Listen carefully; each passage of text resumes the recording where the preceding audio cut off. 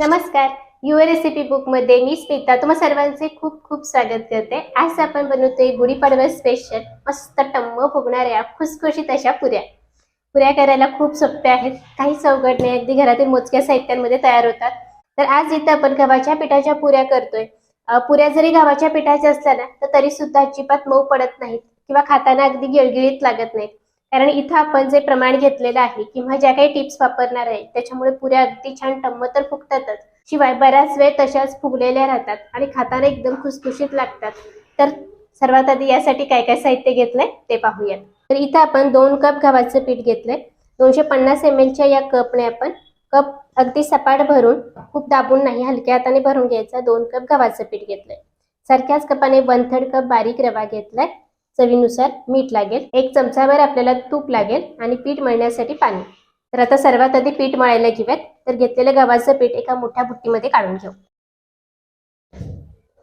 यामध्ये घालायचंय बारीक रवा, चवीनुसार मीठ. आता हे सगळं पुन्हा पहिल्यांदा मिसळून घेऊयात. आता हे सगळं व्यवस्थित मिसळून घेतलं की यामध्ये आपल्याला घालायचंय 1 चमचाभर तूप. आणि आता हे तूप आपण या पिठाला चांगलं चोळून घेऊयात. याच्यामध्ये या ज्या काही गाठी झालेल्या असतात ना त्या सगळ्या फोडून आपल्याला हे तूप चांगलं या पिठाला चोळून घ्यायचंय. म्हणजे मग प्रत्येक एकूण एक पुरी चांगली खुसखुशीत होते. आता इथे मी तूप वापरले, तुपाऐवजी तुम्ही तेल पण वापरू शकता.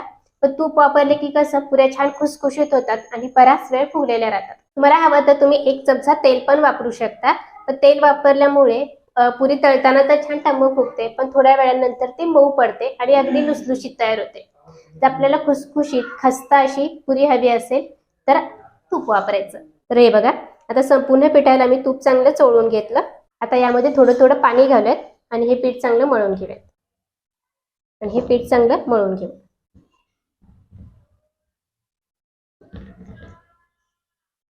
पीठ मळत असताना एकदम पाणी सगळं घालू नका, अगदी थोडं थोडं घालायचंय. जेवढं पाणी आपण पिठात घातलं त्या पाण्यामध्ये शक्य होईल तितकं पीठ आधी भिजवून घ्यायचं आणि मग नंतर दुसऱ्यांदा पाणी घालायचं. पुरीसाठी पीठ मळताना अजिबात मऊ किंवा सैल मळायचं नाही, आपल्याला घट्टसर पीठ हवंय. पण अगदीच खूप घट्ट पण नका मळू, कारण यामध्ये आपण रवा घातलाय आणि रवा भरपूर पाणी शोषून घेतो. तर सुरुवातीला पीठ भिजवत असताना खूप घट्ट पण नाही आणि खूप पातळ पण नाही, असं भिजवून घ्यायचं. थोड्या वेळानंतर रवा पाणी शोषून घेतो आणि पीठ हवं तसं आपल्याला घट्ट होईल. तर आता थोडं थोडं पाणी घालत आणि याला मळून घेऊ. तर हे बघा, इथं मी पीठ भिजवून घेतलं. खूप घट्ट नाही किंवा खूप अगदीच पातळ किंवा सैलसर मळलेलं नाही. आता बोटाने थोडंसं प्रेस केलं ना पीठ थोडंसं वर आल्यासारखं तुम्हाला दिसत असेल. अगदी याच पद्धतीनं पीठ आपल्याला मळून घ्यायचंय. हे पीठ आपण मळून घेतलेलं आहे. यावर प्लेट झाकूयात आणि याला अर्धा तास भिजत ठेवूयात. पीठ भिजवून घेणं मात्र खूप गरजेचं आहे, तरच आपल्या पुऱ्या छान तयार होतात. तर इथं आपण 2 कप गव्हाचं पीठ घेतलं होतं, तर त्यासाठी मला साधारण 1/4 कप पाणी लागलेलं आहे. गव्हाचं पीठ किंवा रवा तुमचा किती पाणी शोषून घेतो त्यावर पाण्याचं प्रमाण कमी जास्त होऊ शकतं. तर इथं अर्धा तास झालेला आहे. हे बघा, पीठ चांगलं भिजलेलं आहे आणि पूर्वीपेक्षा खूप घट्ट आले. यातला रवा सुद्धा चांगला भिजलेला तुम्हाला दिसत असेल. आता काय करत पुन्हा याला 2 मिनिटं चांगलं मळून घेऊयात. पीठ मळून घेतलं. आता याचे आपल्याला छोटे छोटे गोळे करून घ्यायचे. पुरी तुम्हाला किती लहान किंवा मोठी हवी आहे त्यानुसार गोळे करून घ्या.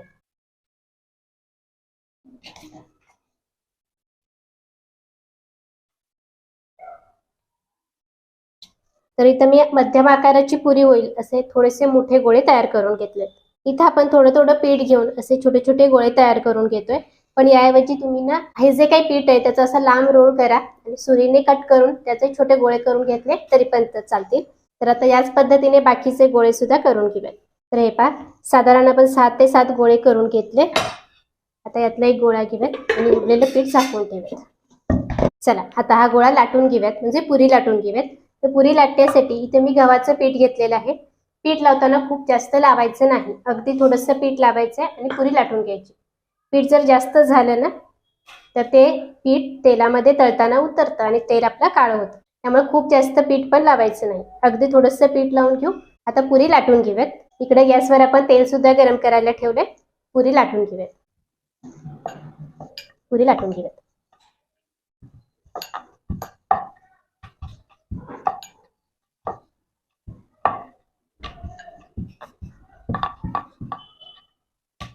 पीठ जर व्यवस्थित मळलेलं असेल तर कोरडं पीठ जास्त लावावं लागत नाही. तर हे बघा, मी अगदी सुरुवातीला 2 चिमूट पीठ लावलं होतं. पुरी लाटून तयार झाली. खूप पातळ नाही किंवा खूप जाड नाही, अशी मध्यम कन्सिस्टन्सी मध्ये पुरी आपली लाटून तयार झाली. आता याला एका प्लेटमध्ये काढून ठेवेल. आता दुसरा गोळा घ्यायचा आहे. अगदी 2 चिमूट पीठ लावायचे, खूप जास्त नाही, आणि पुरी लाटून घ्यायची.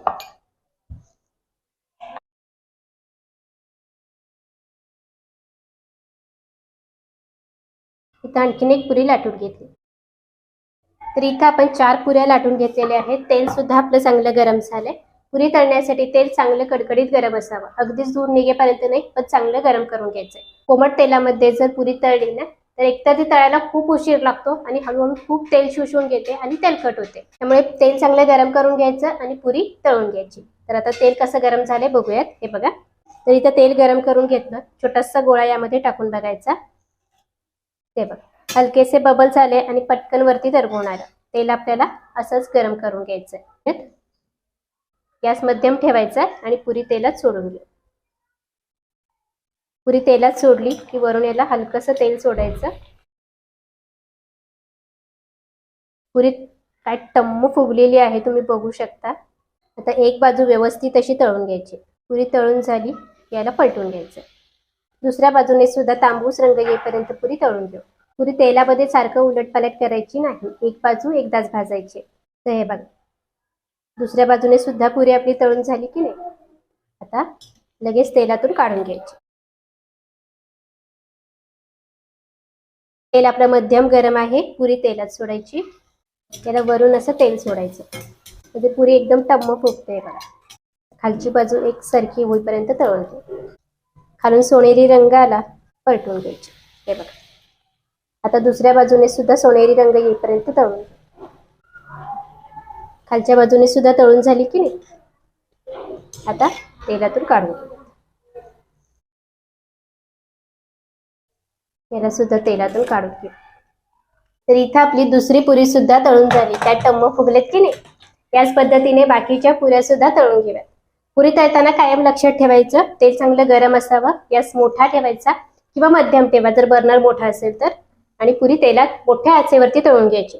बारीक आचेवरती अजिबात पुरी तळायची नाही, नाहीतर ती तेलकट होते. गॅस मध्यम ठेवायत आणि पुरी तेलात सोडायची. पुरी तेलात सोडली ना की याला वरून तेल सोडायचं, म्हणजे पुरी कशी छान टम्म फुगते. तर हे बघा, काय सुरेख पुरी फुगली की नाही. आता खालची बाजू ना छान सोनेरी रंग येईपर्यंत तळून घ्यायची. पुरी तळून झाली ना याला पलटून घ्यायचं. आता दुसरी बाजू सुद्धा तांबूस रंग येईपर्यंत, खुसखुशीत होईपर्यंत तळून घ्यायची.